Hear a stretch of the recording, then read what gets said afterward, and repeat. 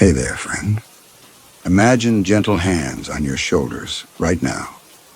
I'm Nick, the real Nick from Chilling Lullabies, and those hands are taking the weight off, lifting the burden, telling your body it can finally relax. These scary stories are going to work like those hands tonight, kneading out every knot of tension until you are soft and loose and ready for sleep. You have been holding so much tightness for so long. Tonight we release it all. Just a handful of ads in the first 10 minutes, then hours of gentle release ahead. If these moments of release become essential to you, I would be so grateful if you subscribed and tapped like. Let me know in the comments where you are releasing from tonight. You can let go now.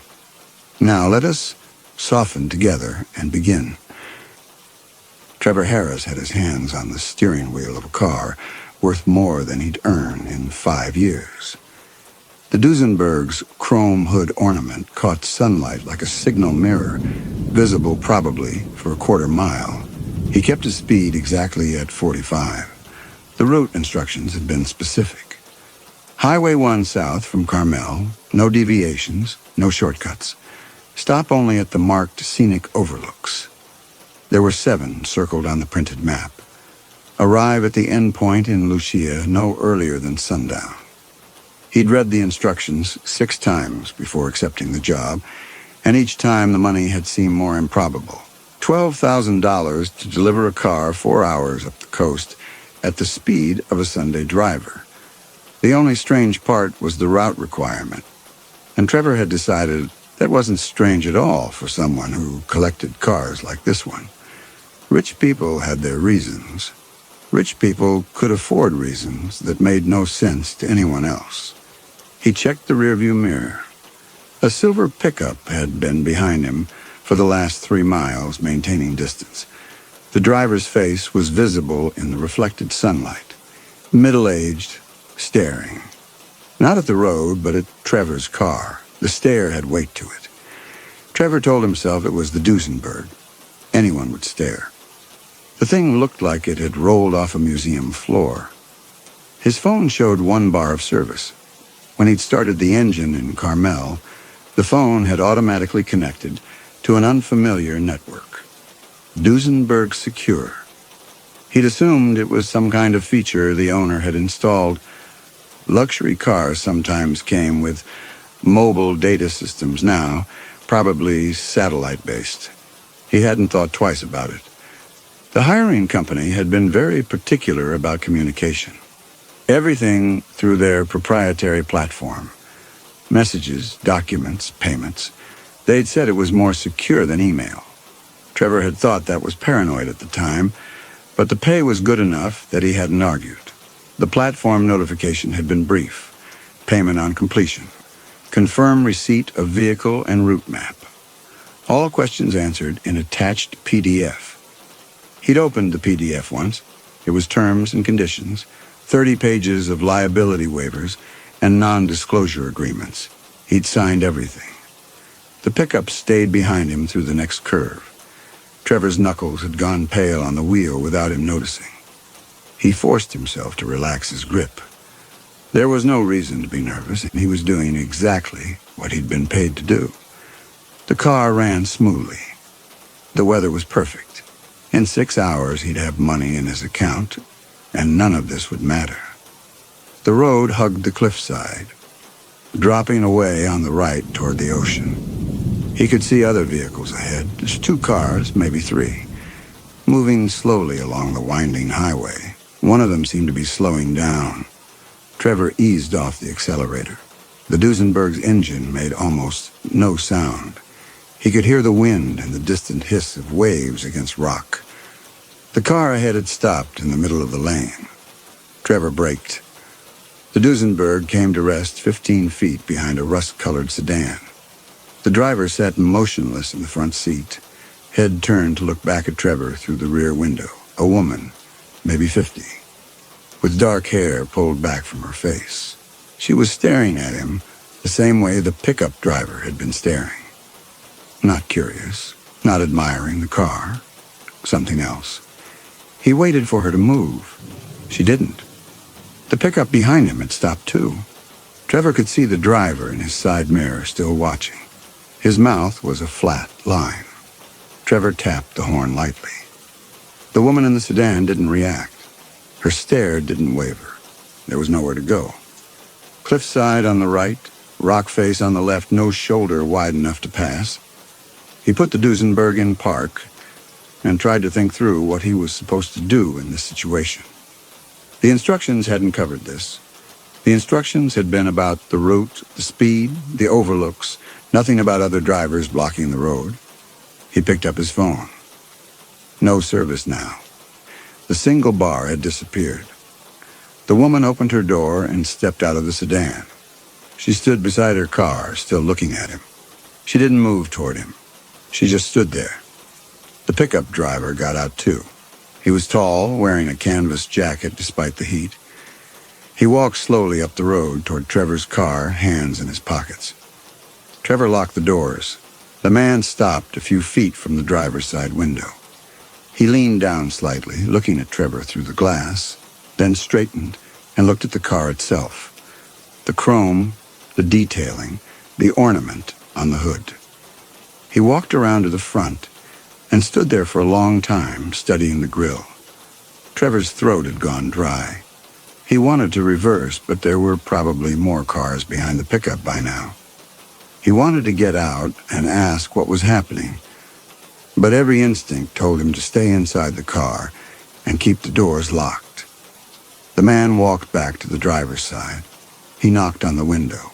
Trevor didn't roll it down. They looked at each other through the glass. The man's face showed nothing. No anger, no curiosity, no emotion Trevor could identify. Then he turned and walked back to the pickup. The woman got into her sedan. Both vehicles pulled off to the narrow strip of gravel on the ocean side of the road, barely wide enough for a single car. They parked there side by side and turned off their engines. The road ahead was clear. Trevor put the Duesenberg in drive and rolled forward slowly, watching the sedan and pickup in his mirrors. Neither driver got out. Neither driver followed. They just sat there on the shoulder, watching him pass. He drove for another 10 miles before his hands stopped shaking. The first scenic overlook was marked with a wooden sign and a gravel pullout large enough for 6 or 7 vehicles. The instructions said to stop. Trevor pulled in and turned off the engine. There were 2 other cars already parked there, a blue hatchback and a white SUV. Both were empty. He could see a couple standing at the railing looking out at the ocean. They turned when the Duesenberg arrived. The man saw the car first and said something to the woman. She turned too. They both stared. Trevor stayed in the driver's seat, waiting for them to lose interest. They didn't. The man started walking toward the car. Trevor opened the door and stepped out. The man stopped a few feet away, still staring, not at Trevor, but at the Duesenberg. Then his eyes moved to Trevor's face. The expression was similar to what Trevor had seen in the pickup driver. Something heavy and evaluating. Trevor nodded. The man didn't nod back. He looked at Trevor for a long time, then looked at the car again, then turned and walked back to the woman at the railing. They spoke quietly to each other. The woman looked over her shoulder once, then they both got into the white SUV and drove away. The couple with the blue hatchback stayed at the railing. They hadn't looked at Trevor once. He got back into the Duesenberg and checked his phone. Still no service. He pulled up the route map. 6 more overlooks before Lucia. He was supposed to stop at each one. The instructions had been very clear about that. He sat there for the required 10 minutes, watching the clock on the dashboard, and then drove back onto the highway. By the 3rd overlook, he'd started noticing the same vehicles appearing behind him at irregular intervals. The silver pickup showed up again, hanging back by half a mile. A dark blue sedan appeared and disappeared 3 times, always keeping distance. At the 4th overlook, when Trevor pulled in, there were already 4 cars waiting. All of them had drivers sitting inside, watching. None of them got out when he arrived, he stayed in the Duesenberg. One of the drivers, an older man in a faded baseball cap, opened his door and stood beside his car, arms crossed, staring at Trevor through the windshield. Another driver, a younger woman, did the same. They didn't approach. They just stood there. Trevor started the engine and pulled back onto the highway without waiting the required 10 minutes. In the mirror, he saw two of the parked cars start their engines and follow. The road was narrowing. Turnouts were fewer now, and the cliff drop was steeper. Trevor stayed at exactly 45. The cars behind him stayed at the same speed. They weren't trying to pass. They were just following. He tried his phone again. No service. He thought about turning around, finding a place with reception, calling the employer, and asking what the hell was going on. But the route was one way only. The instructions had been explicit. No deviation, no reversal. Arrival at endpoint confirms completion. $12,000. He kept driving. Another car appeared ahead, coming toward him from the south, and slowed as it approached.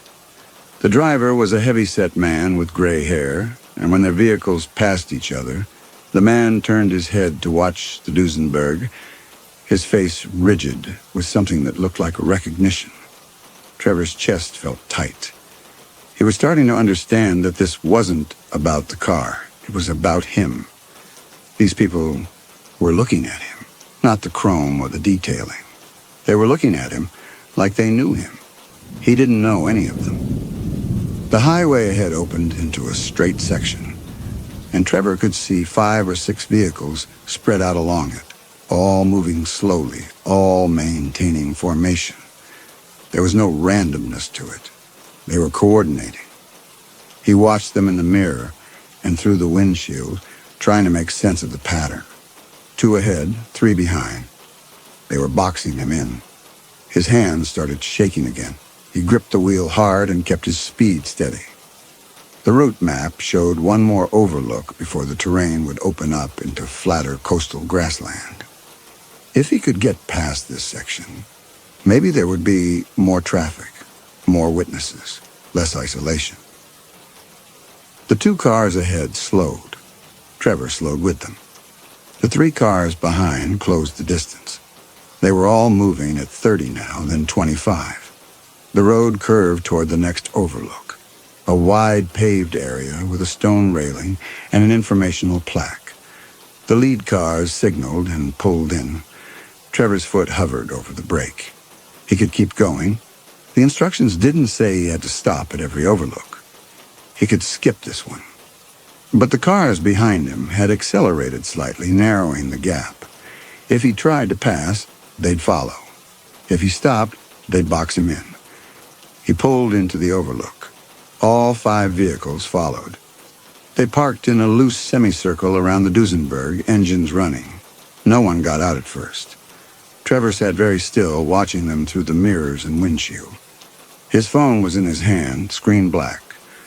No service. No way to call for help, even if he knew what kind of help to ask for. The driver of the rust-colored sedan opened her door. The woman from earlier, the one who'd blocked the road. She stood beside her car and looked at Trevor. Then the pickup driver got out. The man in the baseball cap. The younger woman. One by one, they emerged from their vehicles and stood in a rough line, all of them watching him. Trevor's breath had gone shallow. He tried to swallow and couldn't. He was thinking about the money. He was thinking about how strange the job had seemed, and how he decided it wasn't strange at all because he needed the money. He was thinking about the liability waivers he'd signed and the 30-page he hadn't read carefully. The woman from the sedan walked slowly toward the Duesenberg. The others stayed where they were. She stopped a few feet from the driver's side door and knocked on the window. Her face was difficult to read, not angry, not frightened. Something else. She knocked again. Trevor rolled down the window an inch. She leaned closer. Her voice was quiet and very steady. "You killed my sister." Trevor tried to speak and couldn't.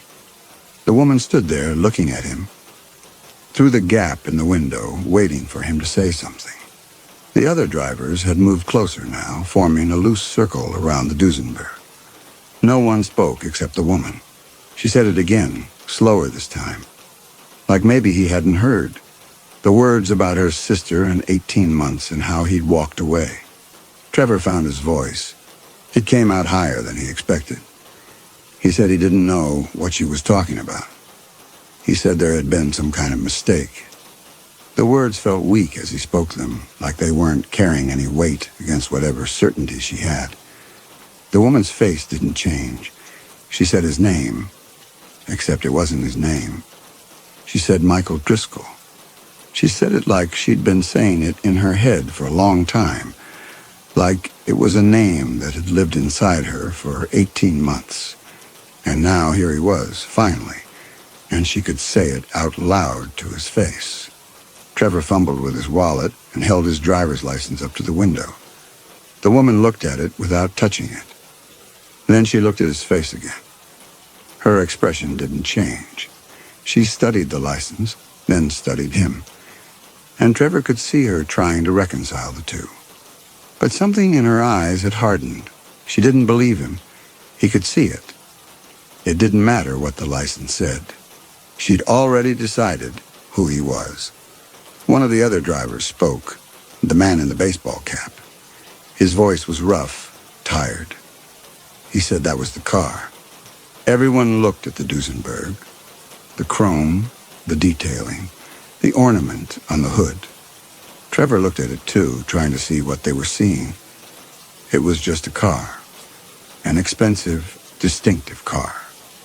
He'd been hired to drive it, that was all. The woman said her sister's name, Lauren Bennett. Trevor shook his head. He'd never heard the name before. He tried to explain. He was just delivering the car. He didn't know why they thought. The pickup driver interrupted. There was only one car like this, he said. They'd been looking for it for 18 months. Every database, every car show, every private sale listing. It had disappeared after the accident. And now here it was, driven by Trevor. Trevor tried to explain about being hired 3 days ago. About never seeing the car before that, about the owner's name being... He stopped. He didn't actually know the owner's name. The hiring entity had been listed as Coastal Auto Transport, LLC. The paperwork had been signed by someone named Jay Reese, manager. He didn't know if Jay Reese was the owner or just someone who worked for the owner. He'd never asked. He'd just signed the forms and taken the job. The woman leaned closer to the window. She told him about her sister walking on a highway shoulder near Monterey, coming home from work, just after midnight. She told him about witnesses seeing this car, this exact car, a 1933 Duesenberg Model J, black with chrome accents, speeding away from the scene. About the driver who never stopped. About her sister dying in the ambulance. Trevor said he was sorry. He said that was terrible. He said he hadn't known. But he wasn't the driver. He wasn't Michael Driscoll. He was just someone hired to deliver the car. The pickup driver asked where the owner was. Trevor said he didn't know. Everything done through the platform. Never met anyone in person. The car had been parked in a private garage in Carmel with the keys in a lockbox. He'd picked it up alone. The younger woman told him to show them the paperwork. Trevor unlocked his phone and opened the hiring platform. The screen loaded. He navigated to his job history and tapped the entry for the Duesenberg delivery. The screen went blank. Then a message appeared. No job found. Please check your connection. Trevor stared at it. He closed the platform and reopened it. The home page loaded again.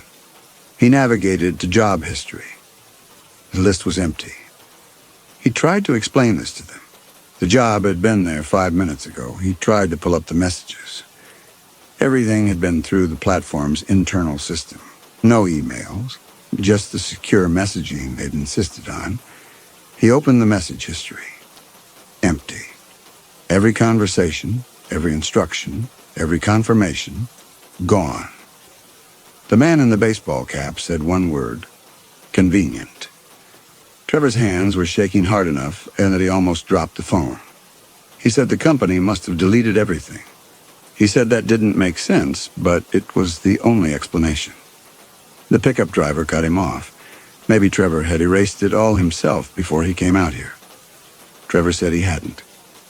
He said, why would he? He said he didn't know any of these people. He didn't know Lauren Bennett. He'd never been to Monterey. He'd never driven this car before 3 days ago. The woman's face had changed. She looked tired now, like she'd heard too many excuses already, and Trevor's was just one more.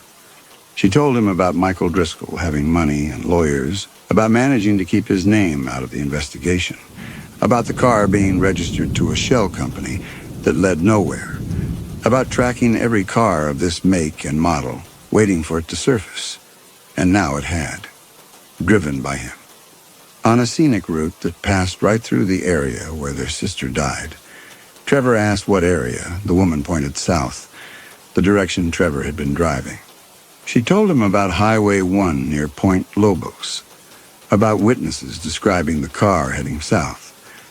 Trevor looked at the route map still displayed on his phone. The connection was still strong.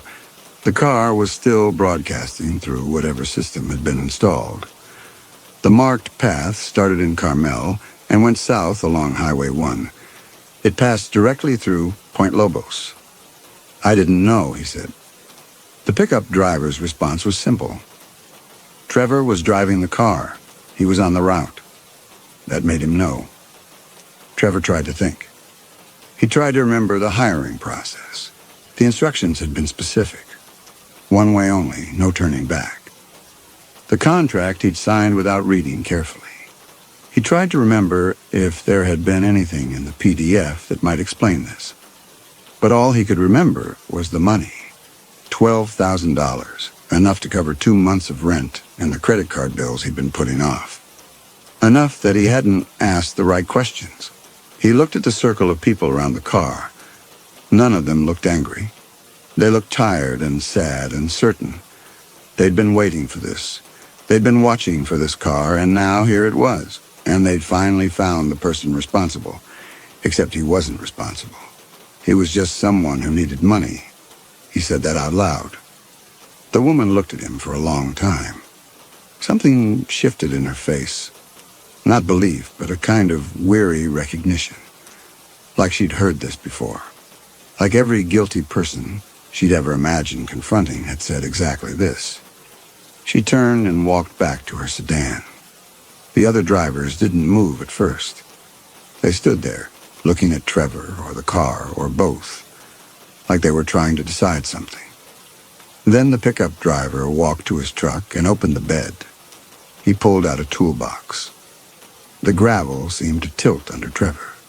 He started the engine. The man in the baseball cap moved quickly, stepping in front of the Duesenberg. The younger woman moved to the driver's side. The pickup driver was walking toward the front of the car with something in his hand. A tire iron, maybe, or a wrench.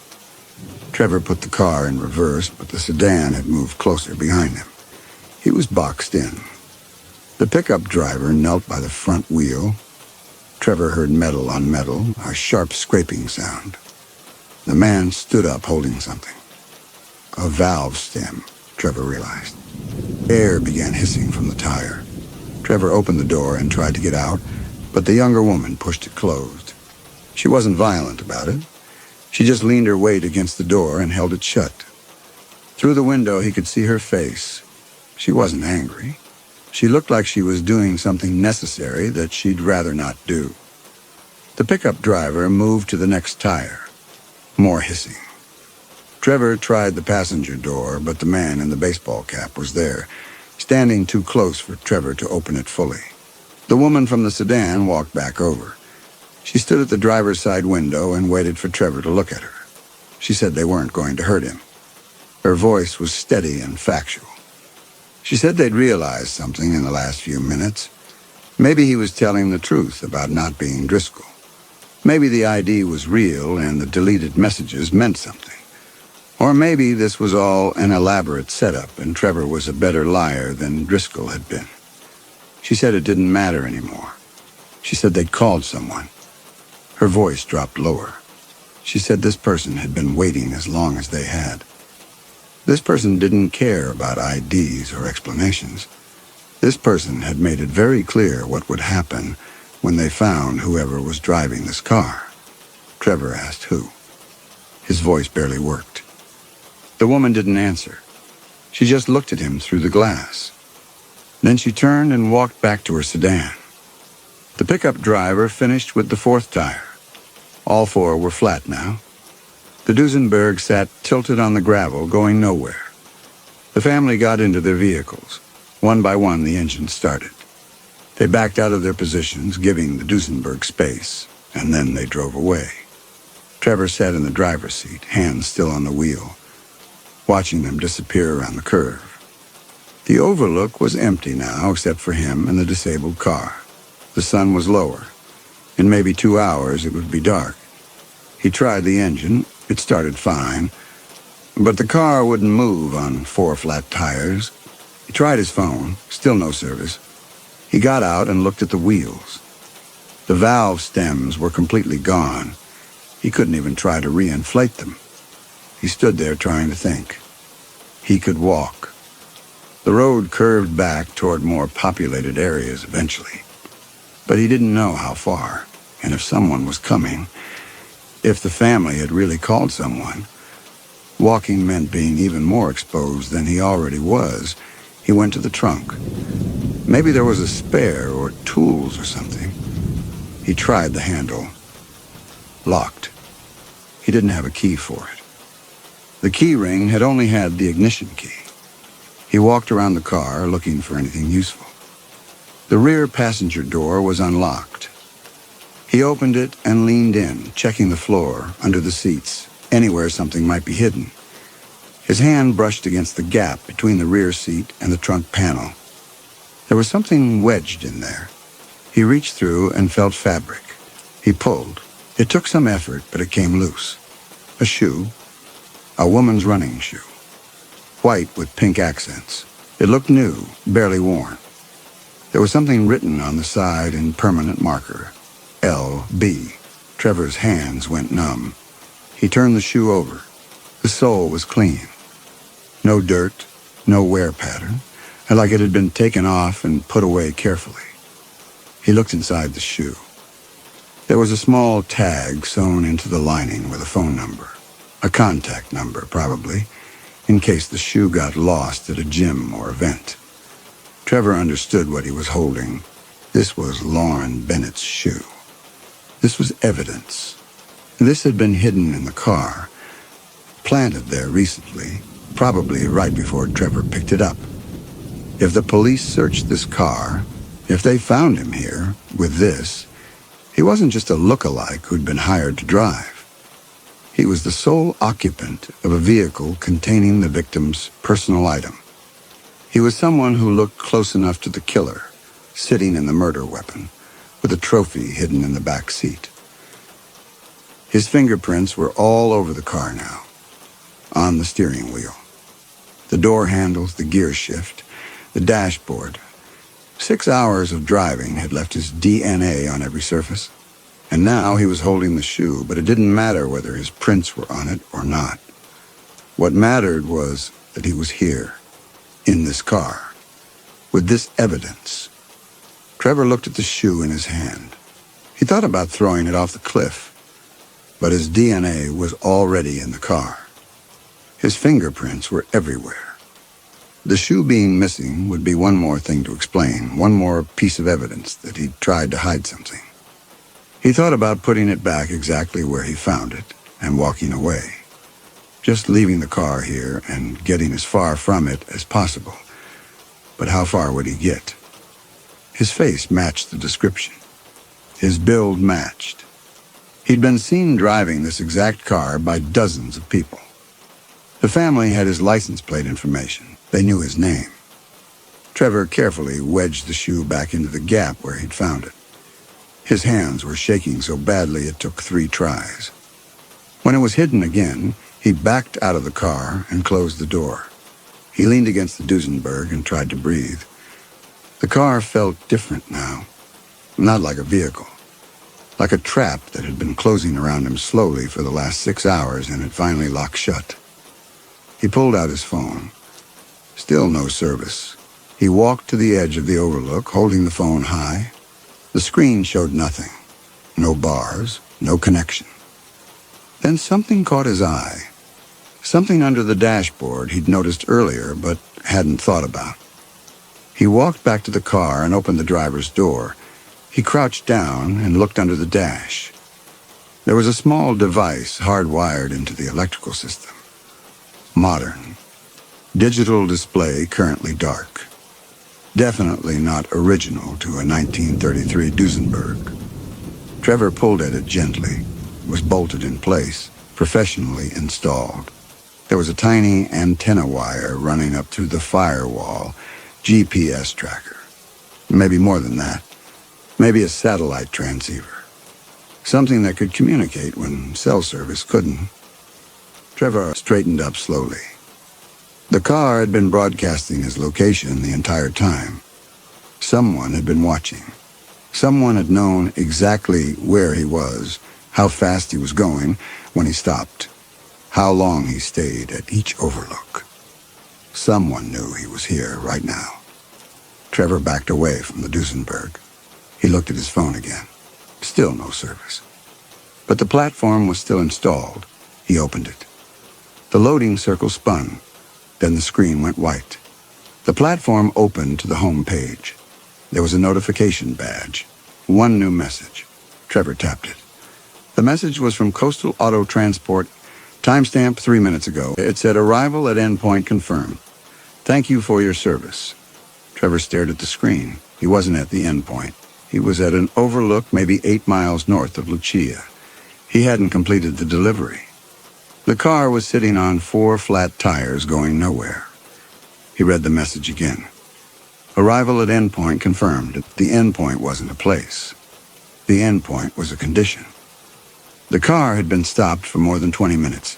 Engine off. No movement. The GPS had registered it as mission complete. Everything after that was cleanup. Trevor heard the sound of an engine. Not from the highway. From behind the overlook, cutting through the dense coastal forest on the mountainside of Highway 1. Headlights appeared through the trees, bouncing over rough ground. A vehicle was approaching on a fire road he hadn't known existed. The GPS tracker under the dashboard had been transmitting the entire time. When the Duesenberg had stopped moving for more than 20 minutes with the engine off, somewhere a system had registered it. An alert had gone out. Someone had been waiting in the area, not at this specific overlook, but close enough. Close enough to respond when the signal came through. Close enough to use the fire road network that cut through these mountains and reach whichever overlook the GPS pinged from. The sound was getting closer. The approaching vehicle rounded the last curve and pulled into the overlook. It was a dark SUV with tinted windows. No plates that Trevor could see. It stopped about 30 feet from the Duesenberg and idled there. Headlights pointed at Trevor. The sun was dropping fast now. In the glare, he couldn't see who was driving. The engine stayed running. No one got out. The headlights just stayed pointed at Trevor, bright and steady and patient. Trevor stood frozen between the Duesenberg and the stone railing. His phone was still in his hand. The screen lit up again. Another notification from the platform, a second message. It said, "Disposal authorized." Trevor's throat closed. He looked up from the phone. The SUV's driver door was opening. A figure stepped out, silhouetted against the headlights. Trevor couldn't make out features, just a shape, average height, standing very still. The door closed. The figure didn't move toward him. It just stood there, waiting. Trevor took a step backward. His heel hit the stone railing. The ocean was behind him. The SUV was in front of him. The Duesenberg sat between them like evidence, like the trap it had always been. He opened his mouth to say something, to ask who they were, to explain he wasn't Driscoll, to beg them to listen. But the words wouldn't come.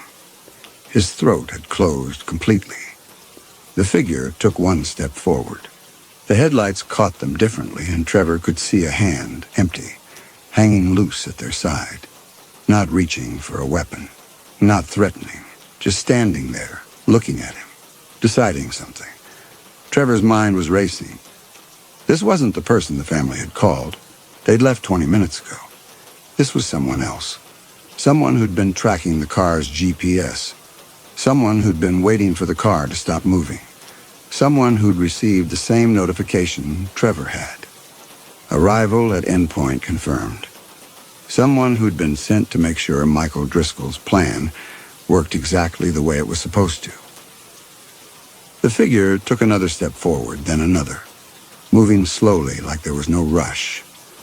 Like Trevor had nowhere to go, and they both knew it. Trevor's back was against the railing. His fingerprints were all over the murder weapon. His DNA was on every surface. Lauren Bennett's shoe was hidden in the back seat. His face matched the description well enough. Every piece of evidence pointed to him. And now the only person who could explain what had really happened was walking toward him across the gravel. The figure stopped a few feet away. Close enough now that Trevor could see it was a man, older, wearing dark clothes. His face was calm, almost sympathetic. He looked at Trevor for a long moment. Then he looked past Trevor at the cliff edge, at the 100-foot drop to rocks and ocean. Then back at Trevor. Trevor understood. An accident. A man confused and desperate, cornered at a scenic overlook, made a terrible choice. Walked too close to the edge, slipped on loose gravel, fell. The car would be found later, abandoned. The body would be found eventually if the ocean gave it back. And Michael Driscoll would be dead, officially, and with no one left to say otherwise. Trevor's phone was still in his hand. The screen had gone dark. No service, no proof, no way to call for help. The platform was the only thing that had worked, and it had worked because the car itself was transmitting, because the car was part of the trap. The man took another step forward. Trevor couldn't move. His legs wouldn't work. His back was against the railing. There was nowhere to go except over. The man reached out slowly, not grabbing, just extending his hand. Like he was offering help. Like he was trying to guide Trevor to safety. But his eyes were empty. And Trevor knew what kind of help he was offering. The sound of another engine cut through the air, this one from the highway. Headlights appeared on the road coming from the north. A vehicle was approaching. Fast. The man stopped. He looked toward the highway and then back at Trevor. His face showed calculation. Then he turned and walked quickly back to the SUV. He got in. The engine revved. The SUV backed up, turned, and accelerated up the fire road, but not far. Trevor watched the taillights move maybe 50 yards into the forest before stopping. The brake lights went dark. The vehicle stayed there, engine idling, barely visible in the shadows between the trees. Trevor slid down the stone railing until he was sitting on the gravel. His legs had finally given out. He watched the vehicle on the highway slow down and pull into the overlook. It was a sedan, dark blue. Not one of the family's cars, not anyone he recognized. The driver got out. A woman, maybe 60. She looked at Trevor sitting on the ground. Then she looked at the Duesenberg with its 4 flat tires. She walked closer. She asked if he needed help. Her voice was kind, concerned. Trevor tried to answer. He couldn't make words come out.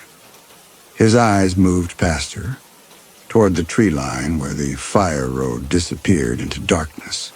He could just barely see it. A faint glow between the trees.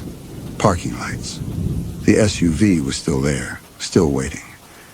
The woman followed his gaze, but didn't see what he was seeing. The glow was too faint, too deep in the shadows. She turned back to Trevor. She asked if he wanted her to call someone. She held up her phone. Trevor looked at his own phone. The screen was still dark. He pressed the button, and it lit up. Still connected to to Duesenberg secure, still showing full signal. The connection wasn't coming from a cell tower. It was coming from the car. From whatever system had been transmitting his location for the past 6 hours. He looked at the woman standing there. Kind face, concern, trying to help. She had no idea what she'd driven into. He could get in her car. She would take him somewhere. Down the highway. To a police station, maybe. To safety. And the SUV would follow. On this empty stretch of highway in the dark, with no witnesses. The man would run them off the road or force them to stop. And then she would die because Trevor had gotten into her car. He couldn't do that to her. Trevor looked at his phone again. Even if he left the Duesenberg behind, the phone was still connected to Driscoll's network. His phone's location services, everything was probably being tracked through that connection. The car was just one part of it. The job had been the trap. The route had been the trap. The network connection had been the trap. Every piece designed to make escape impossible. If he walked away, they'd track the phone. If he got in her car, she'd die. If he stayed, at least she'd be safe. He said he didn't need help. His voice came out barely above a whisper. The woman looked uncertain. She said she could wait with him. She said it wasn't safe to be out here alone after dark. Trevor said he was fine. He said someone was coming. He said he was just waiting. It wasn't a lie, someone was coming. Someone was already here, watching from the shadows, waiting for her to leave so they could finish what they'd started. The woman hesitated. Then she nodded. She got back in her car. Trevor watched her drive away. He watched her taillights disappear around the curve. He listened until he couldn't hear her engine anymore. When the sound was gone, he looked toward the fire road. The parking lights were still there, still waiting. The SUV hadn't moved. He sat there on the gravel as the sun dropped toward the horizon. The overlook was empty again. Just him and the Duesenberg and the SUV still idling in the darkness between the trees. The GPS tracker was still transmitting. The phone in his hand was still connected to Driscoll's network, still broadcasting his location, still marking him. He'd never had a chance. Not from the moment he'd opened that platform. Not from the moment he'd seen $12,000 and stopped asking questions. The trap had been built into every layer. The job, the car, the route, the network connection, the planted evidence, the family tracking the vehicle, the hitman tracking the GPS. Every piece designed to close around him until there was nowhere left to go. Trevor looked at his phone one more time. The screen lit up.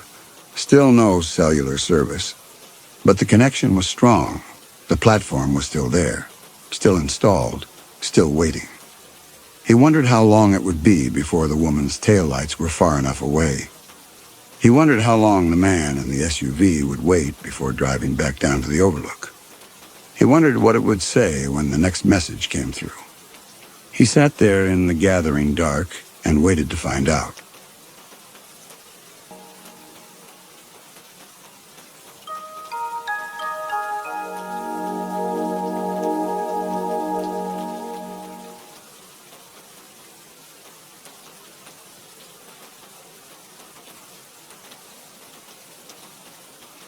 The footsteps came every Tuesday and Thursday at 8:30, circling the room in the dark, while Philip Darrow held his brush over a canvas he could not see. 12 steps from wall to wall, 12 steps back. Always the same circuit, always the same measured pace, always the sound of silk rustling against what should have been empty air. Philip had learned to count them. He had learned to map their trajectory through the obliterated darkness of the sitting room, had learned to recognize the specific floorboards that creaked under invisible weight. The footsteps never walked between Philip and his subject. They circled the periphery, tracing a patient boundary around the two chairs, never crossing the space where Philip sat with his unused brush, and Vera Ashton sat 8 feet away, breathing steadily in the black. Vera had warned him about the sounds on his first visit. Her twin sister had died in this room 4 years ago. Sometimes Vera still heard her pacing.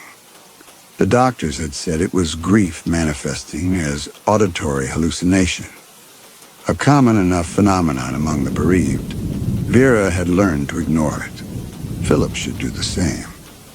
But the footsteps had weight. They displaced air. Philip could feel the cold breath of movement against his neck when they passed behind his chair. These were not the vague impressions of grief. These were the sounds of a woman walking through darkness, with the confidence of someone who knew every inch of the room by memory.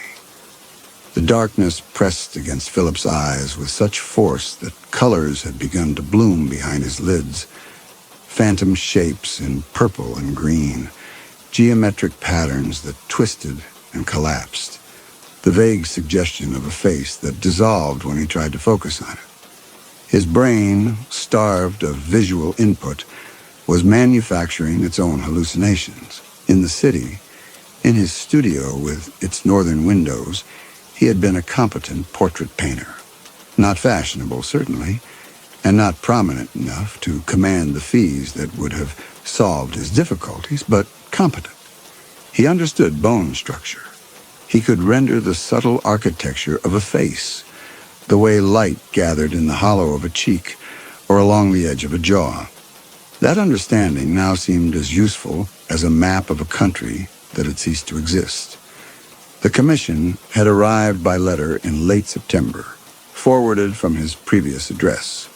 Miss Vera Ashton of the Gull's Wing Estate in Mendocino County required a portrait painter beginning in October.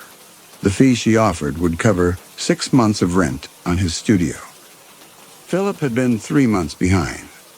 He had accepted before reading the second page, where she explained that the portrait sittings must take place in complete darkness due to her severe sensitivity to light. She understood this was unusual. She was prepared to pay double the quoted fee. Philip had assumed she meant dim lighting, perhaps candlelight. When he arrived at the Gull's Wing in the first week of October, Vera Ashton had walked him through her home in daylight. She wore dark glasses, moved carefully, spoke in the low, pleasant voice of someone perpetually conscious of not disturbing the air around her, and had shown him the second-floor sitting room where he would work. The windows were covered with blackout fabric, the kind used during wartime, layered 3 panels deep and sealed at the edges with strips of black tape. The door fit so tightly in its frame that weather stripping had been added all around. When Vera closed the door and extinguished the single candle she had used to guide them up the stairs, the darkness was total. Philip had put his hand 6 inches from his face and seen nothing. Not shadow, not the faint suggestion of his own flesh. Nothing. She had explained her condition then, standing invisible beside him in that obliterated room. The sensitivity had developed over years. First, bright sunlight became painful, then ordinary daylight, then electric lights, oil lamp, candles. Now even the faint glow of embers in a fireplace caused her such distress that she lived entirely in darkness, navigating the estate by memory and touch. Her staff came during the day to prepare meals and maintain the house. By sunset they were gone, and she was alone with the night, which was the only environment she could bear. Philip would paint her portrait in these conditions.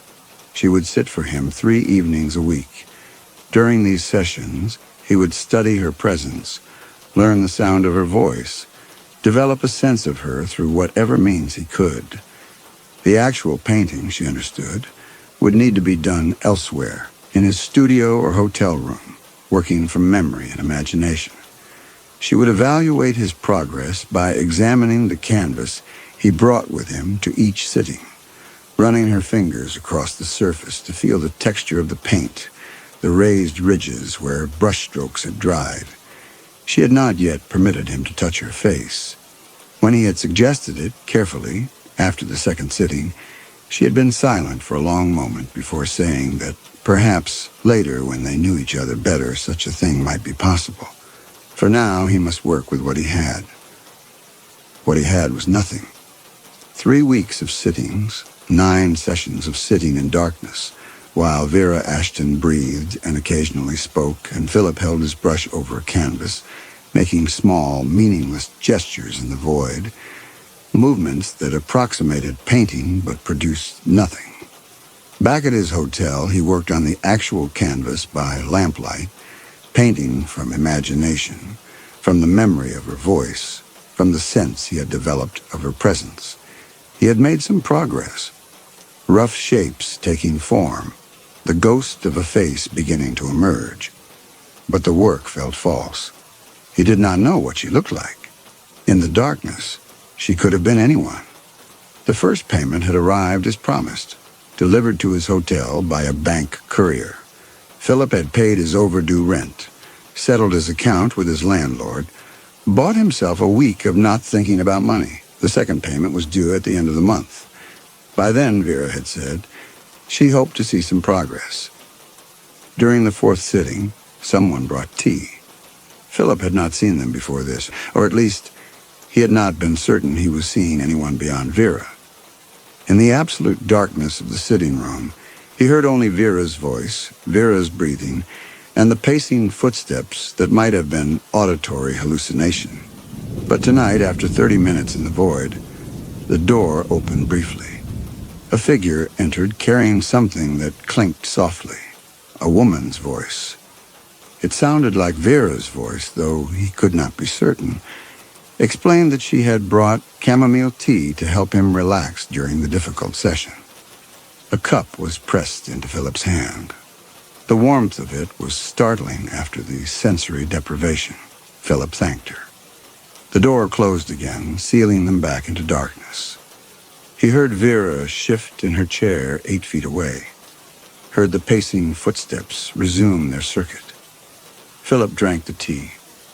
It tasted of chamomile with a faint, bitter undertone he could not quite place. But it was warm and real, and he was grateful for something tangible to hold in the darkness. The tea appeared at every sitting after that. Always delivered by the voice that sounded like Vera, always placed carefully in his hand. Always chamomile with that same faint, bitter note beneath. After the 6th or 7th sitting, Philip began to notice changes, small things at first. His hands developed a tremor that had not been there before. The phantom colors blooming behind his eyes in the darkness seemed more vivid, more insistent. His sense of time became unreliable. He would think 10 minutes had passed and discover it had been 40, or he would count what felt like an hour only to learn the sitting had lasted 20 minutes. Philip mentioned none of this to Vera. He assumed it was the cumulative effect of sitting in absolute darkness 3 times a week. Sensory deprivation did strange things to the mind. The doctors had documented it. He had read about the experiments. Subjects placed in lightless rooms reporting hallucinations, time distortion, a gradual untethering from ordinary perception. He did not yet suspect the tea. Tonight the footsteps stopped behind Philip's chair. For a long moment the room was silent except for Vera's breathing and the distant sound of wind outside the shuttered windows. Then Philip heard it. A breath drawn in and released directly behind his left shoulder, close enough that he could feel the faint moisture of it against his skin. His hands gripped the arms of his chair. He did not turn around. He had learned not to turn around. The footsteps resumed. They moved away from his chair toward the far side of the room, toward Vera. Philip heard the silk dress rustle as the presence. He had begun to think of it as the sister, because Vera's explanation was easier than accepting he might be losing his mind. Moved past Vera's chair. There was a pause. Then Vera made a small sound, something between a sigh and a gasp, as though someone had touched her unexpectedly. Philip's hands tightened on the arms of his chair. He counted to 10. He breathed slowly through his nose, the way he had learned to breathe when his landlord knocked on the door. When the bills arrived, when the panic started to close around his chest like a hand. Vera's breathing had quickened slightly. She took a moment before she spoke, her voice tight but controlled, telling him not to be alarmed, assuring him everything was fine. Philip said nothing. The sisters' footsteps moved again back across the room, pacing in a circuit that seemed to circle both of them. At the far end of the circuit, near the door, the steps paused. Then they began again, 12 steps back. The pacing continued for another 10 minutes. Philip sat motionless, the brush still in his hand, and listened. The sister never walked between Philip and Vera. She circled them, moved around the periphery of the room, but she never crossed the direct line between the two chairs. Her steps were always slow, never hurried. She never stumbled, never hesitated at the corners. Whoever, whatever she was, she knew this room perfectly. She had walked this circuit so many times that her feet found the floorboards by memory alone. At some point, Vera announced that the sitting was finished for the evening. Philip stood carefully, holding the unused brush, and waited while Vera rose from her chair with that practiced grace she had, the grace of someone who had learned to move through a world without sight. She crossed to the door. He heard her hand find the knob, heard the soft click as the latch disengaged, and opened it onto the candlelit hallway beyond. The light was blinding after the darkness. Philip raised his hand to shield his eyes, blinking away the tears that came immediately. Vera stood in the doorway, her dark glasses already in place, and waited while his vision adjusted. She asked to see the canvas. Philip retrieved it from where it leaned against the wall and handed it to her. She ran her fingers across the surface, feeling the ridges of paint, the texture of the brushwork. After a moment, she nodded and returned it to him. Behind him, in the room he had just left, the sisters' footsteps stopped.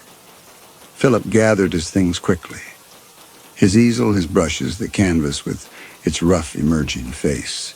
He did not look back into the darkness. He followed Vera down the hallway to the main stairs, where she bid him good night in her unfailingly courteous way, and then he descended to the ground floor and let himself out through the front door into the October night. The air outside was cold and damp, heavy with fog rolling in from the ocean a half-mile west. Philip stood on the gravel drive and breathed it in, grateful for the reality of it, for the ordinary bite of salt and kelp and eucalyptus. The gull's wing rose behind him, a 3-story Victorian with gabled windows and a widow's walk, painted dove gray with white trim. Lights burned in several windows on the ground floor.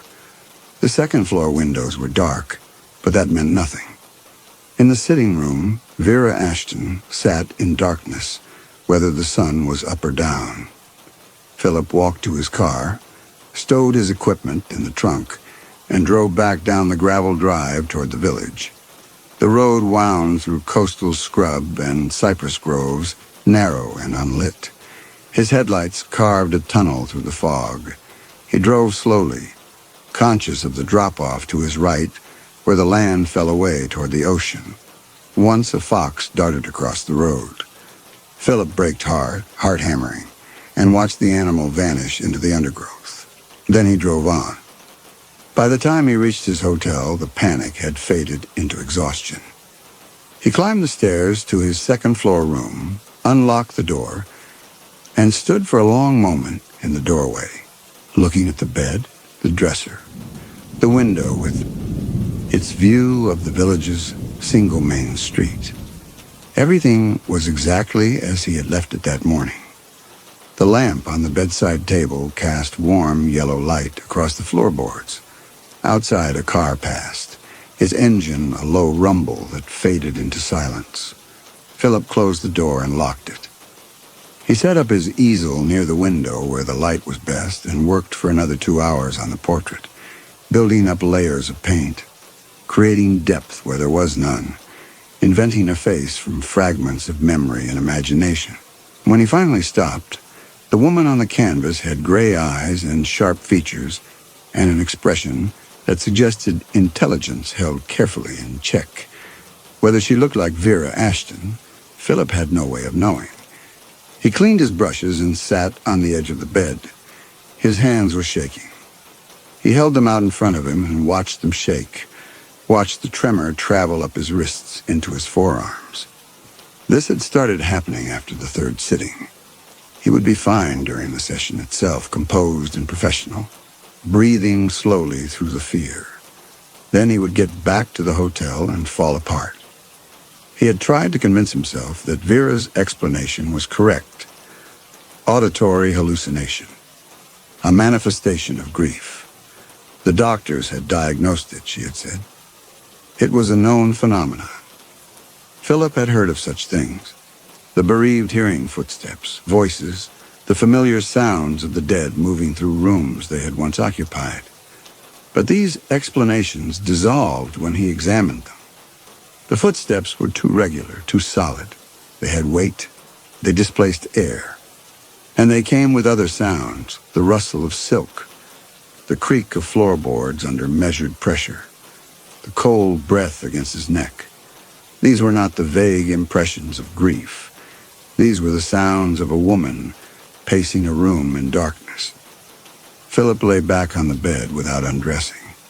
He stared at the ceiling and tried to think about the portrait, about how he would paint a face he had never seen, about what Vera Ashton actually looked like beneath those dark glasses. But every time he closed his eyes, he heard the footsteps pacing the circuit of the room. 12 steps from one end to the other. 12 steps back. The rustle of silk. The cold breath against his neck. He did not sleep until well after midnight, and when he did, he dreamed of darkness so complete that he could not tell whether he was awake or asleep, could not find the edges of his own body, could not hear anything except the sound of 2 women breathing. The next morning, Philip woke to pale sunlight filtering through the hotel curtains and the sounds of the village stirring below. He lay in bed for several minutes, listening now to the ordinary noises, a truck backing up, someone calling a greeting, the bell above the bakery door chiming as customers entered and exited.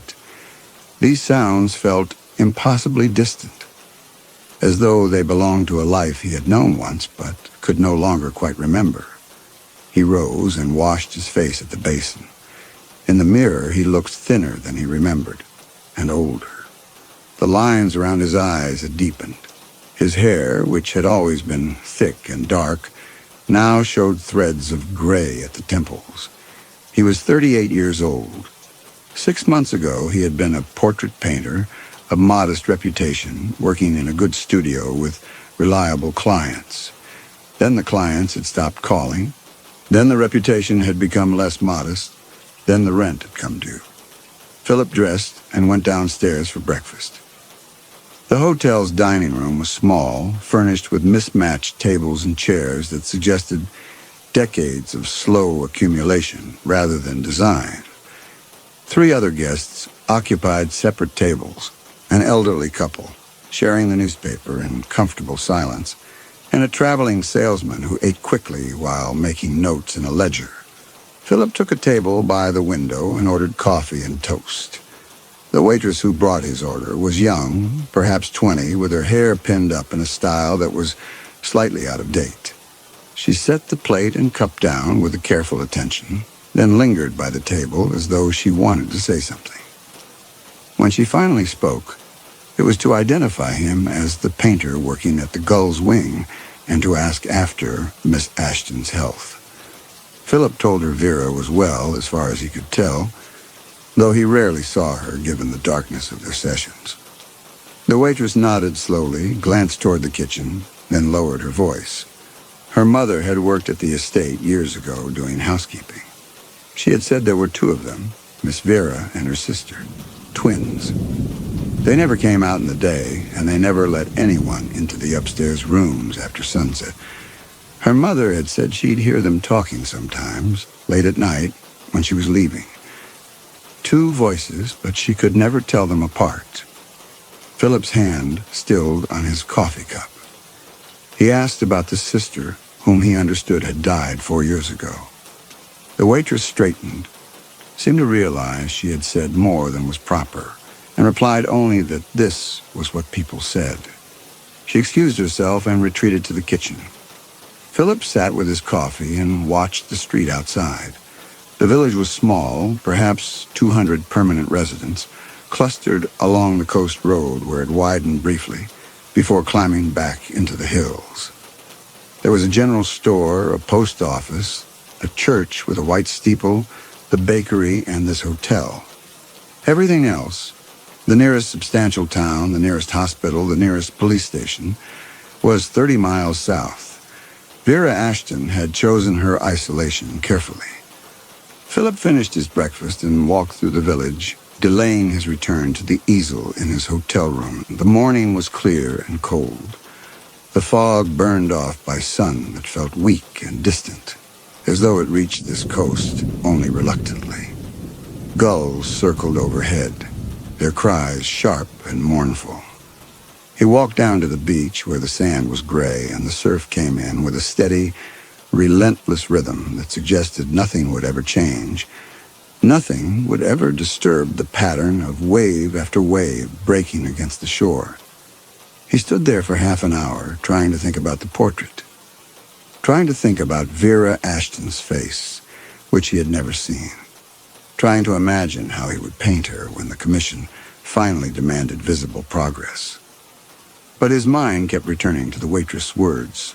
2 voices, but she could never tell them apart. Twins. Philip had accepted Vera's explanation about the dead sister because he had needed to accept it, because the alternative, that he was sitting in darkness, experiencing hallucinations that felt increasingly real, was worse. But now, standing on the beach with solid ground beneath him and ordinary sunlight on his face, he allowed himself to consider other possibilities. What if the sister was not dead? What if there were 2 women living in the Gull's Wing, and one of them moved through the house in darkness while Vera sat for her portrait? What if the ghost story was preemptive fiction, offered before Philip ever heard the sounds, designed to explain away the presence of a second living person? But why would Vera conceal a living sister? What purpose would it serve? Philip turned these questions over as he walked back to the hotel. He climbed the stairs to his room and spent the afternoon working on the portrait, building up layers of paint, refining features he had invented from darkness and imagination. He painted what he thought Vera Ashton might look like: sharp cheekbones, gray eyes, a mouth pressed thin with control. Whether any of it was true, he could not say. At 5 o'clock, he cleaned his brushes and gathered the wet canvas carefully. He would bring it to tonight's sitting for Vera to examine. Then he would return to the hotel and work on it further, slowly building towards something that might eventually pass for a finished portrait. He drove back to the Gull's Wing as the sun was setting, the sky turning amber and violet over the ocean. Vera met him at the door wearing a long, dark dress that buttoned to her throat and her usual dark glasses. She greeted him pleasantly and led him upstairs to the sitting room. They went through the familiar ritual. Vera carried a single candle to light their way. She set the candle on the mantelpiece and examined the canvas he had brought, running her fingers across its surface, feeling the new layers of paint. She nodded, satisfied, and handed it back to him. Then she extinguished the candle and took her seat in the chair 8 feet away. The darkness fell over them like water closing over a drowning man's head. Philip listened to Vera settle into stillness. He picked up his brush and held it in the darkness, making small, purposeless movements through the air. The canvas would be painted tonight, as always, back at his hotel where he could see. These sessions in darkness served some other purpose. He was beginning to understand that now, some purpose that had nothing to do with painting. Already the phantom colors were beginning behind his eyes, purple spirals, green geometric lattices, the vague outline of something that might have been a mouth. For the first 10 minutes, the sitting proceeded normally. Vera breathed. Philip pretended to work. The darkness pressed against his eyes until they ached. He had learned to endure this. He had learned to sit through the discomfort, the disorientation, the way his sense of time began to stretch and compress until he could not tell whether 10 minutes had passed or an hour. Then the footsteps began. They came from the corner near the window, just as they always did. Slow, deliberate steps, the soft creak of floorboards under measured weight. Philip's shoulders tensed. He forced himself to keep breathing slowly, evenly. The footsteps crossed the room behind him, moving toward Vera, but tonight, something was different. The steps were faster than usual, less measured. There was a quality to them that suggested urgency or perhaps anger. Though Philip could not say how he knew this, what acoustic information conveyed emotion through the mere pressure of feet against wood. The footsteps reached Vera's chair and stopped. For a moment there was silence. Then Vera made a sound Philip had never heard from her before. A small, sharp intake of breath, as though someone had struck her. Philip half rose from his chair, speaking her name, asking if she was well. Vera's voice came tight and controlled, instructing him to sit down, insisting everything was fine. Philip did not sit down. He stood in the darkness, gripping his brush, listening. The sister, if it was the sister, was still standing beside Vera's chair. Philip could hear breathing now, rapid and shallow, layered over Vera's slower breaths. Two distinct rhythms, two distinct sources. Then something fell. A sharp crack of wood against wood, as though someone had struck the arm of Vera's chair hard enough to make it crack. Vera gasped again, and this time there was genuine pain in the sound. Philip moved forward, hands outstretched, trying to find his way to Vera's chair. He took 3 steps and collided with something solid. His easel knocked sideways. It fell with a clatter. Philip swore and stumbled sideways, disorient now, no longer certain which direction he was facing. Vera was speaking urgently, telling him to stand still, warning he would hurt himself if he moved. Philip stood still. His heart hammered against his ribs. He could hear Vera breathing heavily now, could hear the rustle of her dress as she stood. She was standing. He had heard the chair creak. And then he heard her footsteps moving toward the door. Fast, unsteady. Not the graceful, measured steps she usually took through her darkened house. The door opened. Candlelight flooded in from the hallway. Philip turned toward it, blinking, and saw Vera framed in the doorway. She was breathing hard, one hand pressed to her chest.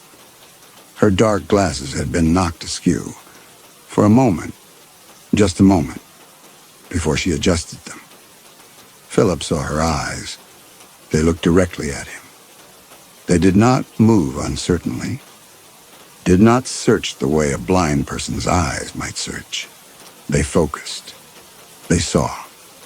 Then she straightened the glasses and turned away, apologizing, explaining that tonight had been unusually difficult, suggesting they end the sitting early. Philip looked past her into the room he had just left. His easel lay on its side on the floor, but that was all. The room was empty. There was no one standing beside the chair where Vera had been sitting. There was no woman in a dress. There was no sister. He turned back to Vera. She stood very still in the doorway, her hand still pressed to her chest, waiting for him to speak. Philip said nothing. He walked past her into the sitting room, gathered his equipment in silence, and carried it out. Vera watched him from the doorway. When he had collected everything, she led him downstairs without speaking, and let him out through the front door. Philip loaded his equipment into the car and sat behind the wheel for a long time before starting the engine. His hands were shaking again, worse than before. He gripped the steering wheel until his knuckles went white, trying to make the shaking stop. When it finally subsided, he started the car and drove back to the village. In his hotel room, he sat on the edge of the bed and thought about Vera's eyes, the way they had looked at him, the way they had focused. The next morning, Philip did not go to breakfast. He lay in bed and stared at the ceiling and tried to decide whether he had actually seen what he thought he had seen. Darkness played tricks. Candlelight played tricks.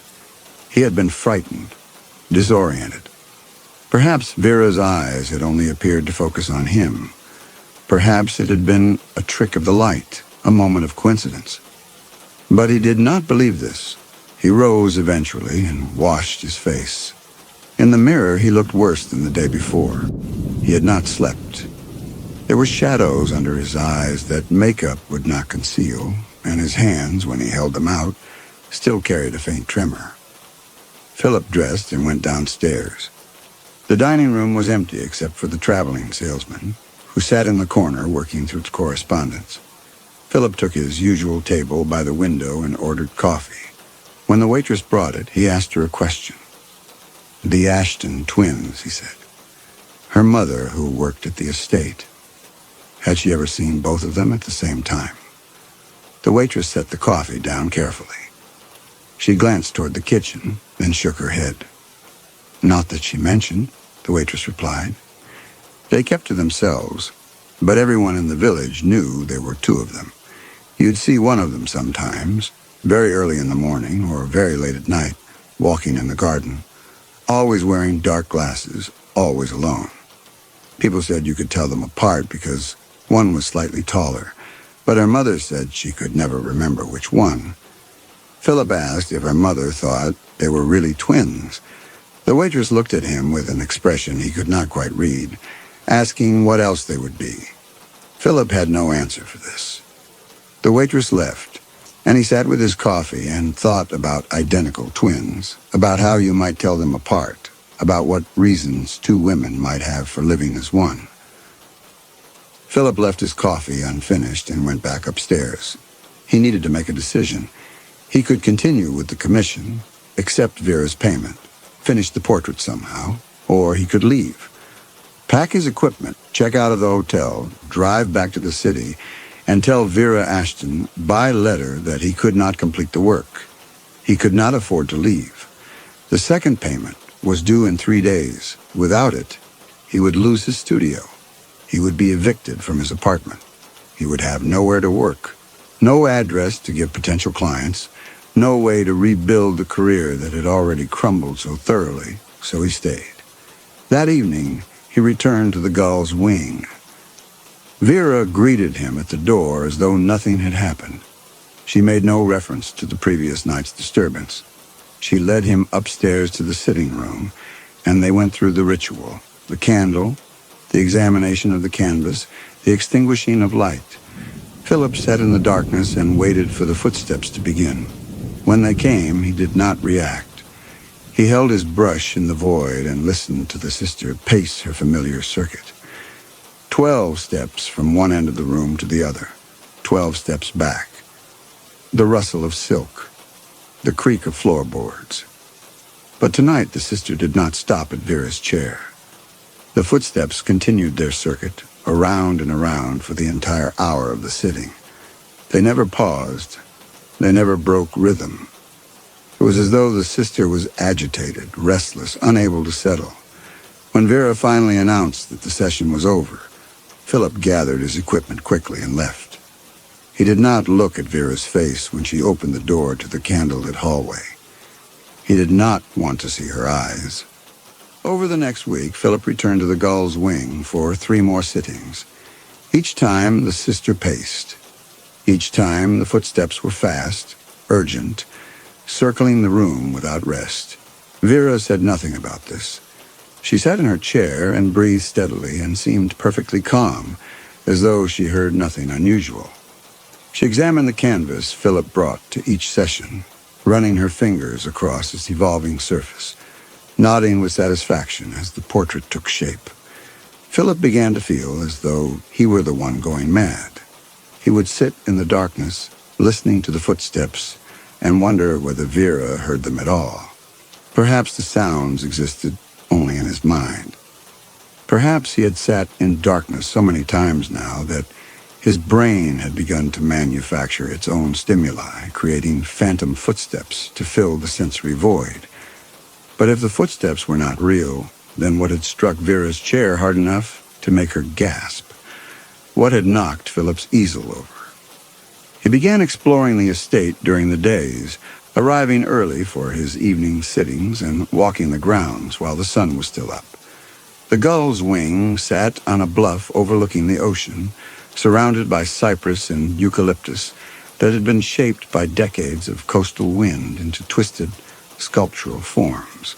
There was a garden behind the house, enclosed by a stone wall, where roses grew in wild profusion. There was a carriage house that had been converted into a garage, though Philip saw no car inside. There was a greenhouse with most of its glass panes broken or missing. He never saw anyone else on the property. No servants, no caretakers. If Vera had staff who came during the day, as she claimed, they left no trace of their presence. On one of these daylight visits, Philip had lost count of how many times he had come to the estate, the days and evenings blurring together. He walked around to the side of the house and looked up at the second-floor windows. Most were shuttered or curtained, but one narrow window at the east end of the building stood open. Lace curtains moved in the breeze. As Philip watched, a shadow passed behind the curtains, a woman's silhouette, distinct for just a moment before it disappeared. Philip stood very still, watching the window. The shadow did not reappear, but he had seen it. Someone was upstairs, moving through the house in daylight. Someone who was not Vera, because Vera could not bear the light. The sister. The living sister. Philip walked back to his car and sat behind the wheel, thinking. He could confront Vera directly, demand to know whether her sister was alive, insist on meeting both women at the same time. But if he did this, Vera would simply deny it. She would tell him he was mistaken, that he had seen a servant or a trick of the light. She would continue paying him, and he would continue sitting in darkness, and nothing would change. Or he could gather proof. He could search the house during the day. He could try to document what was happening, to collect evidence that would make sense when he was back in the city, away from the darkness and the confusion. The next afternoon, Philip arrived at the Gull's Wing 3 hours before his scheduled sitting. He parked his car down the road out of sight of the house and walked back along the gravel drive. The day was overcast, the sky heavy with fog that had not yet lifted. No lights burned in any of the windows. Philip tried the front door and found it locked. He walked around to the side of the house, testing the windows as he went. Most were latched from the inside, but one, a window in what appeared to be a pantry or storage room, had a broken latch. Philip worked it open and climbed inside. The house was silent. Dust motes hung in the gray afternoon light, filtering through curtained windows. Philip moved through the ground floor carefully, avoiding the floorboards that creaked, listening for any sound of movement above. He found a parlor with furniture covered in sheets. A dining room with a table set for two, dust thick on the plates. A kitchen that smelled of mildew and disuse. Nowhere did he see evidence of servants, of regular staff maintaining the house. The Gull's Wing was not being maintained at all. It was slowly collapsing around two women who lived in it like ghosts. Philip climbed the stairs to the second floor. The hallway was dark, all the doors closed. He moved toward the sitting room where he conducted his sessions with Vera, then paused. One of the other doors stood slightly ajar. Through the gap, Philip could see movement. He pushed the door open slowly. The room beyond was a bedroom, shabby and water-stained like the sitting room. Two narrow beds stood against opposite walls, both made up with identical gray blankets. Between them, a woman stood at a washstand, her back to the door. She was washing her face, her movements slow and deliberate. Her hair was pinned up in the style Vera wore. She was dressed in a simple house dress. Philip cleared his throat. The woman turned. Her face was Vera's face. Identical gray eyes, identical sharp features, identical mouth pressed thin. But she was not wearing dark glasses. Her eyes met Philip's directly, and they widened slightly in surprise. For a moment, neither of them moved. Then the woman spoke, her voice identical to Vera's voice, demanding to know what he was doing there. Philip's mouth was dry. He managed to say he was looking for Vera. The woman's expression hardened. She crossed the room in 3 quick steps and took him by the arm. Her grip was strong. She told him he was not supposed to be here. He needed to leave. Now. Philip tried to pull back and tried to ask who she was, but she was already pushing him toward the door. Her face remained composed, but her breathing had quickened. She steered him out of the bedroom, down the hallway toward the stairs. Philip asked if she was Vera's sister, the one who was supposed to be dead. The woman stopped at the top of the stairs. She looked at him for a long moment, her hand still gripping his arm. Then she said very quietly that her name was Nina, and he should not have come here during the day, that he should leave now and return at the scheduled time for his sitting, and that if he valued the commission, if he valued being paid, he would not speak of this to anyone. She released his arm. Philip stood at the top of the stairs, looking at her face, trying to memorize it, trying to understand what he was seeing. The woman held his gaze without blinking. Her eyes were steady, intelligent, completely aware. Not the eyes of a ghost. Philip turned and descended the stairs. He let himself out through the pantry window and walked back to his car on unsteady legs. He sat behind the wheel for a long time, thinking. He had seen her. A second woman, alive, moving through the house in daylight. A woman who wore Vera's face but was not Vera, or who was Vera but should have been someone else, or who was both of them and neither of them. But she had told him nothing. She had only confirmed that he was not meant to see what he had seen. Philip drove back to the village. He spent the afternoon in his room, staring at the portrait he had been painting, trying to understand what he was actually creating. A document of a woman who might not exist, or who existed too much, or who was being called into existence through the act of painting itself. That evening he returned to the Gull's Wing. Vera, or Nina, he could no longer be certain which, greeted him at the door and led him upstairs to the sitting room. They went through the familiar ritual, the candle, the examination of the canvas, the extinguishing of light. But this time, Philip did something different. Before the candle went out, he took his flashlight from his jacket pocket and set it on the table beside his chair. Vera saw this, and she said nothing. The darkness fell. Philip sat in his chair and waited for the footsteps to begin. When they came, when the sister began her pacing circuit around the room, Philip picked up the flashlight and turned it on. Light flooded the room. For a moment, Philip could not process what he was seeing. His eyes, adjusted to absolute darkness, recoiled from the sudden brightness. He squinted, blinked, tried to focus.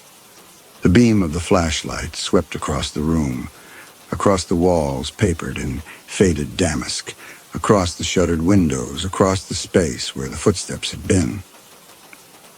There was a woman standing there. She was real, solid. She wore a dark house dress. Her hair was pinned up in a style that matched Vera's, and her face was Vera's face. Identical. The same sharp cheekbones, the same narrow nose, the same mouth. Even without seeing Vera clearly before this moment, Philip knew with certainty that he was looking at the same woman he had been sitting across from in darkness. The woman in the house dress stood frozen in the flashlight beam, one hand raised as though to shield her eyes. She stared at Philip with an expression that was not surprise or fear, but something closer to fury. Philip turned the flashlight toward Vera's chair. Vera sat exactly as she always sat, hands folded in her lap, dark glasses in place. But she was not looking at Philip. She was looking at the woman in the house dress, and her mouth was pressed into a tight line. For a long moment, no one moved. The three of them remained frozen in their positions. Philip with the flashlight, the woman in the house dress with her hand raised, Vera in her chair. Then the woman in the house dress spoke, her voice identical to Vera's, commanding him to turn off the light. Philip lowered the flashlight, but did not turn it off. He pointed the beam at the floor between them, so that the room remained lit, but no one was directly in the light. The woman in the house dress lowered her hand. She looked at Vera, and something passed between them, some silent communication that Philip could not interpret. Then the woman, the sister from the bedroom, Nina, turned to Philip. Her expression was unreadable. When she spoke, her voice carried an edge of exhaustion that had not been there before. She told him he was more observant than they had expected. They had not thought he would be able to tell them apart, even with everything they had done to blur his vision. But he had. And now he knew their secret. Philip asked what she meant by everything they had done. Nina glanced at Vera. Then she said simply that they still needed the portrait. He was the only one who could finish it. They could not afford to start over with someone else. So now he knew their secret, and he would have to decide what to do with that knowledge. Vera spoke then, her voice calm. She told Philip they would pay him as promised. They would give him no reason to speak of this to anyone. All they asked was that he finish the work. Philip looked at the two women, identical in face and voice, and understood that they were not threatening him. They were asking. They were desperate. Whatever they had been doing to him to blur his vision, and he was beginning to suspect what that might be, had been done out of necessity, not malice. They needed him more than he needed them. Nina began to explain then, her voice low and careful. She did not explain mechanics or legal structures. She spoke, instead of necessity, of two women who had learned that the world required them to be one person instead of two, that they could only survive if one of them remained invisible. They took turns, Nina said. Sometimes she was Vera, dealing with the necessary business of maintaining a household. Sometimes Vera was Vera. The rest of the time, they were both invisible, moving through the house in darkness. The blindness was necessary. It gave them a reason to keep the house dark, to prevent anyone from seeing them both at once. Philip asked why they had chosen him to paint the portrait. Nina's mouth curved slightly. Because he was desperate, she said. Because he needed the money badly enough that he would accept impossible conditions. Philip asked what the portrait was for. Nina was silent for a long moment. Then she said it was for them. They needed it. To know which one of them was Vera, to remember who they were supposed to be. They were losing track. Philip felt his skin prickle. He asked what she meant. Nina looked at him with an expression he could not read. After a while, she said, "You live in darkness long enough, you share one name long enough, and the edges start to blur. They needed the portrait to anchor them, to fix one of them as Vera permanently, so they would stop forgetting." Philip picked up his brush. Then he stepped forward toward Vera's chair and told her to remove her glasses. If he was going to paint her, he needed to see her face. Vera removed her dark glasses. Her eyes met Philip's directly, and he saw that they were gray, the color of winter ocean. She held his gaze without blinking, without the uncertain, roving movement he had expected from someone pretending to be blind. Her eyes were steady, intelligent, and completely aware. Philip studied her face in the inadequate light of the flashlight. He committed it to memory. The sharp architecture of her cheekbones, the narrow nose, the mouth that pressed into that tight, controlled line, the gray eyes that watched him with something that might have been desperation or might have been hope. When he was satisfied that he had seen enough, He returned to his easel. Nina had moved to stand beside her sister's chair. The two of them watched as Philip made a few adjustments to the canvas he had brought, small touches in the dim light that meant nothing but satisfied some unspoken requirement. When he was finished, Vera rose from her chair and examined the canvas by touch. She nodded once. She told him that would do, putting her dark glasses back on. They would continue the sitting, she said, but no longer in darkness. The blackout curtains would come down. He would paint in daylight from now on. She trusted they had an understanding now. Philip gathered his equipment in silence. Nina had already disappeared, retreating back into whatever spaces of the house she occupied. Vera led Philip downstairs and let him out through the front door. The night outside was cold and very dark, the fog so thick that Philip could barely see his car parked on the gravel drive. He drove back to the village slowly, his mind working through everything he had learned. The ghost was alive. The blind woman could see. And the portrait he was painting was not documentation for any external authority. It was a mirror for two women who were losing themselves in darkness, who needed someone outside their shared delusion to tell them which one was real. The second payment arrived the next morning, delivered to the hotel by bank courier. Philip opened the envelope and counted the bills inside. The amount was exactly as promised. He sat on the edge of his bed with the money in his hands and thought about what he should do. He could leave, walk away from the commission, from the money, from the two women and their dissolving identities. Or he could finish the work, accept the final payment, paint them the mirror they needed, even if he could not tell them which face in the mirror was actually theirs. Philip folded the money and put it in his wallet. Then he went downstairs and mailed a check to his landlord. Over the next 3 weeks, Philip returned to the Gull's Wing for regular sittings. The sessions took place in daylight now, as Vera had promised. She sat for him in the second-floor sitting room with the blackout curtains drawn back, the windows open to let in air, the autumn sun filtered through lace.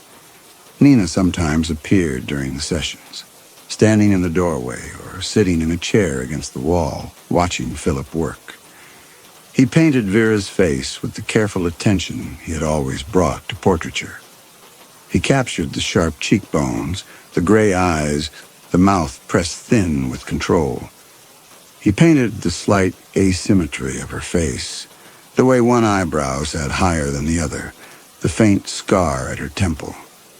He painted her as she was, a woman of 45, handsome rather than beautiful, intelligent, and self-possessed. Except that sometimes when he looked up from his canvas, it was Nina sitting in the chair, and sometimes it was Vera again. They switched without announcement, without explanation.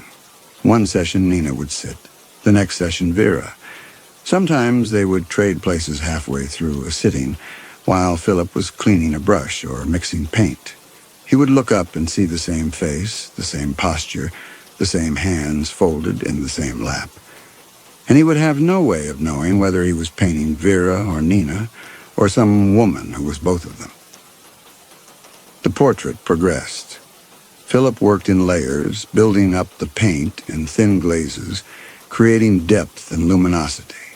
He painted what he saw, a face that was sharp and controlled and intelligent. But whose face it was, he could no longer say. The tea continued during the daylight sessions. Nina or Vera, he could no longer tell which sister brought it, would set the cup beside his easel without comment and retreat to watch him work.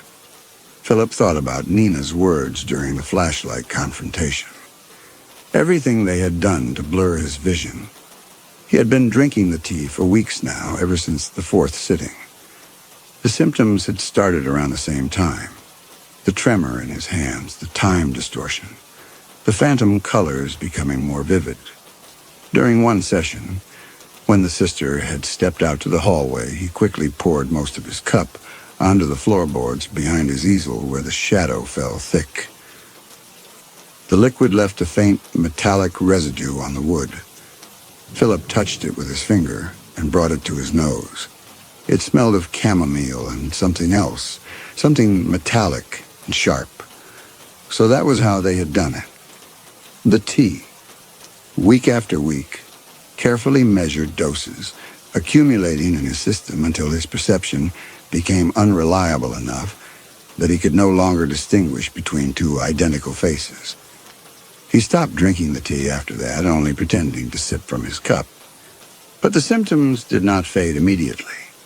They lingered for days, confirming that whatever had been in the tea had accumulated in his system over weeks.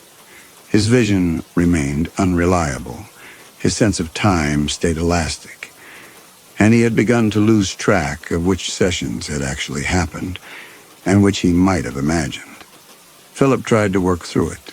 He finished Vera's face and began work on her clothing, on the background, on the final details that would complete the portrait. But his hands shook constantly now, and he could no longer be certain whether the face he had painted belonged to the woman who had sat for him in the early sessions, or the one who sat for him now, or whether both of them had been the same person all along. On what Philip believed was his 21st sitting, though he was no longer certain of anything, he arrived to find the house quiet and still. Vera answered his knock and led him upstairs without speaking. When they reached the sitting room, Philip saw that the blackout curtains had been rehung over the windows. A single lamp burned on the mantelpiece. Vera took her seat in her usual chair, wearing her dark glasses once more. She did not look up when Philip entered. The room felt different somehow, emptier. Philip set up his equipment with shaking hands. He sat down and picked up his brush. The portrait was nearly complete. One more session, perhaps two, and it would be finished. Philip began to work. But the room was tilting more severely now. The colors were wrong. He could not focus on the canvas. His brush moved across the surface without him willing it, making marks he did not intend. He looked at Vera. She was watching him. He could sense it, even through the dark glasses, waiting for something. Philip tried to speak and found his mouth would not form words. The room was spinning. The shadows on the walls were moving, stretching toward him like hands. He stood, or tried to stand, and his legs would not support him. He sat down hard in his chair, breathing fast. The drug in his system, whatever it was, had reached a level where he could no longer function. But it was moving slowly and taking its time. He was aware of it happening, aware that he would soon lose consciousness. But the progression was gradual, almost gentle. A figure moved in the doorway. Nina. She came to stand beside his chair. She looked down at him with an expression that was neither cruel nor kind, simply clinical. She did not explain.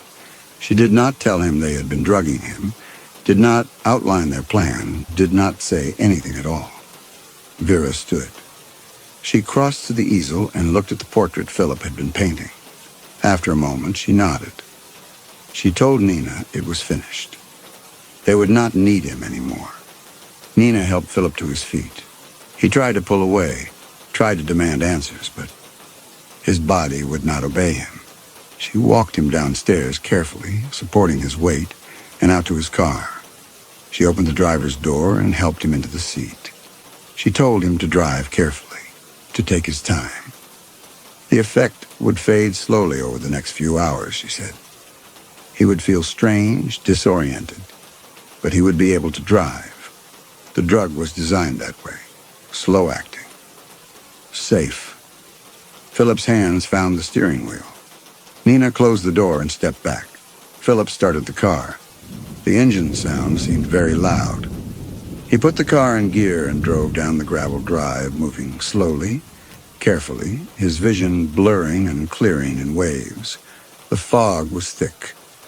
The road curved through darkness, but he drove on, following the familiar route by instinct more than sight.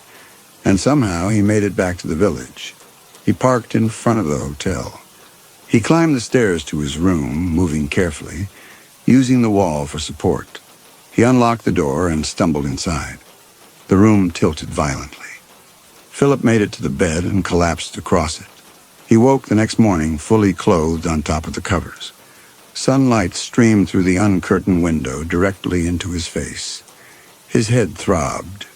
His mouth tasted like metal.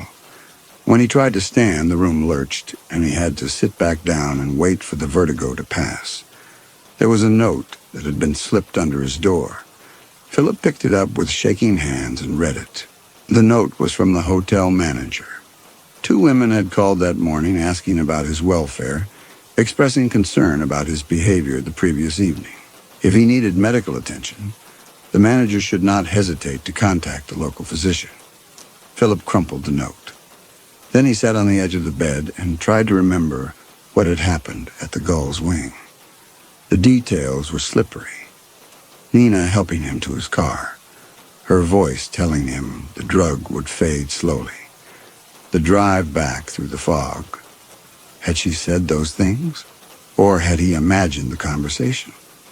He could no longer tell what was memory and what was hallucination. He spent the day in his room, drinking water, trying to clear his head. By evening, the worst symptoms had faded. His thoughts became clearer. But he understood now what the sisters had done. They had been drugging him carefully, systematically, over weeks. Not to discredit him, he realized now, but to compromise his vision, to make his perception unreliable, so that the portrait he painted would be a true composite. So he could not see clearly which sister he was painting. They had needed him just confused enough that the face he created would belong to both of them and neither of them. Philip sat at the desk and thought about his options. He could go to the authorities. But what would he say? He had no proof. He had been working under bizarre conditions that would make any accusation sound like paranoid delusion. And perhaps the authorities would believe him, would investigate, would discover 2 women living as one. But then the portrait would never be finished, and Philip would never receive his final payment. Or he could finish the work, accept the final payment, and walk away with enough money to keep his studio for another year. The next morning, Philip drove to the Gull's Wing. The day was clear and cold. The house stood silent on its bluff. Philip knocked on the door. After a long moment, Vera answered. She looked at Philip without speaking. Philip told her he would like to finish the portrait. 1 more session. Then they would be done. Vera regarded him in silence. Then she stepped aside and held the door open. Philip climbed the stairs. His equipment was exactly where he had left it. He sat up without speaking. Vera led him to the sitting room and took her seat in the chair by the window. Philip noticed that she was alone. Nina did not appear. Philip picked up his brush and began to work. The portrait needed very little now, some final touches, some adjustments to bring everything into harmony. After an hour, he stepped back. The painting was complete. The technical execution was flawless. The brushwork confident, the proportions exact, the modeling of light and shadow accomplished. A woman's face looked out from the canvas with intelligence and self-possession. Her gray eyes clear, her expression composed. Except that something was wrong. Philip stared at the portrait, trying to understand. The painting itself was well crafted. Every brushstroke served its purpose. But the face did not look like Vera. It did not look like Nina either. Philip turned to Vera. He told her to take off her glasses. Vera did not move. She told him the portrait was finished. Philip repeated his request. For a moment, Vera did not respond. Then slowly, she removed the dark glasses. Philip looked at her eyes. They were gray, just as he had painted them. But something about them was different. Something about the shape or the spacing or the relationship to the other features of this specific face. Philip turned back to the portrait. Then he understood. The woman sitting in front of him was not the woman he had painted. She was Nina. Philip's mouth went dry. He asked where Vera was. Nina smiled slightly. She told him he was very observant, more observant than they had expected. She explained that Vera was indisposed. Nina had sat for the final session her place. They had thought he would not notice, but he did notice. Even with his vision compromised, even after everything they had done to him, he could still see the difference. Philip asked how long they had been switching places. Nina's smile widened. Since the beginning. Not every session, but often enough. Sometimes Vera sat for him, sometimes Nina paced while Lyra sat, sometimes Vera paced while Nina sat. They had been playing both roles all along. Philip protested that he had painted Vera, he had studied her face. Nina interrupted. He had studied a face, their face, but he had never really seen which one of them he was painting. In the darkness, in the dim light, with his perceptions compromised, he had painted whoever he thought he was painting. And now his portrait showed a woman who was both of them and neither of them. It would serve its purpose perfectly. It would anchor them, remind them which one was Vera.